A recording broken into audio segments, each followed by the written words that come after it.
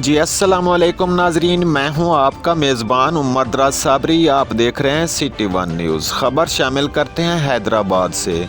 تعلقہ قاسم آباد نسیم نگر میں 14 سالہ لڑکے کی ہلاکت کا معاملہ۔ مشتعل سومرہ برادری مظاہرین نے پولیس پر اور مختار کار ماجد خاصخیلی پر حملہ کر دیا، جس سے پولیس پوسٹ انچارج نسیم نگر انسپکٹر انعام الحسن زخمی حالت میں سول ہسپتال حیدرآباد منتقل، جبکہ شدید زخمی مختار کار ماجد خاصخیلی کو تشویشناک حالت میں کراچی منتقل کر دیا گیا، اور کشیدہ صورتحال کے پیش نظر ضلع حیدرآباد کی پولیس باری نفری کو نسیم نگر طلب کر لیا گیا۔